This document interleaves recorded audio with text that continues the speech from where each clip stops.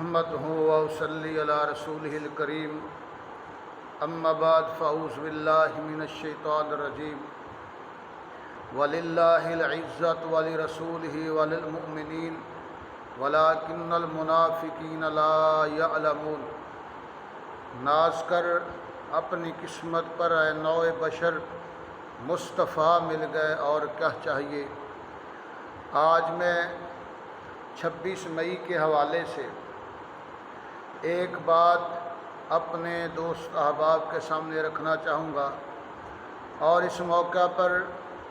فاتح قادیان مولانا ثناء اللہ امرسری رحمۃ اللہ علیہ کو خراج تحسین پیش کروں گا۔ مرزا غلام قادیانی نے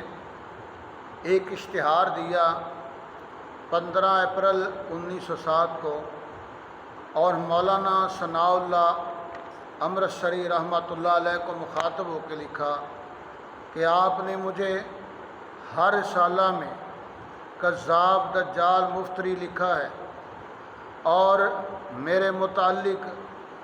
مشہور کیا ہے کہ میں کذاب دجال ہوں،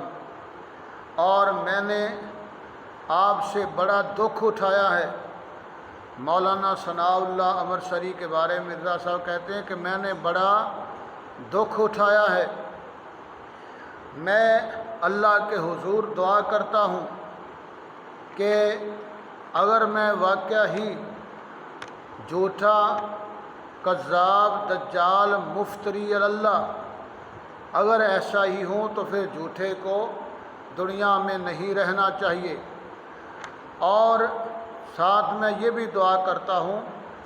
کہ جھوٹا سچے کی زندگی میں مر جائے،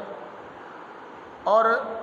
وہ عذاب کیسا ہو نہ ٹلنے والا خدائی عذاب طاعون یا ہیضہ کی صورت میں۔ مرزا صاحب کی پہلی اور آخری دعا قبول ہوئی، اور مولانا ثناء اللہ امرسری کے مقابلے میں جو اس نے کہا تھا کہ جھوٹا سچے کی زندگی میں مر جائے، 1908 26 مئی آج کے دن 26 مئی 1908 برنتھ روڈ احمدیہ بلڈنگ لاہور کے اندر اس حالت میں مرا کہ دنیا جانتی ہے کہ مرزا صاحب ٹٹیوں میں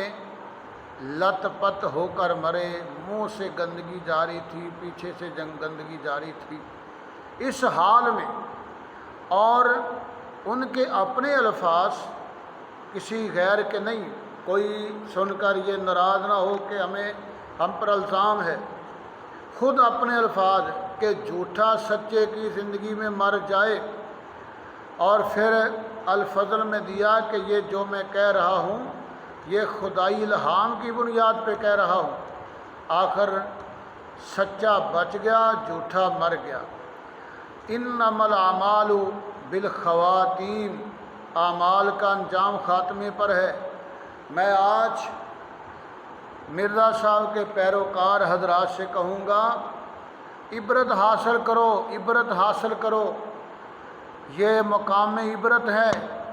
تعویلات کے بادشاہ نہ بنو، تحریفات کے بادشاہ نہ بنو، اس کو عبرت کے لحاظ سے لو، اور اپنے اللہ سے معافی مانگو کہ جھوٹا اقرار کر کے مرا کہ میں جھوٹا ہوں، تو پھر بھی آپ کو یقین نہ آئے تو بدقسمتی ہے۔ اس موقع پر میں آپ کو دعوت اسلام دیتا ہوں کہ آؤ، بدقسمتی سے نکل آؤ، جہنم کے راستے سے بچ جاؤ۔ مرزا صاحب مفتری اللہ تھے، وہ کذاب و دجال تھے، اپنے منہ سے کھودی،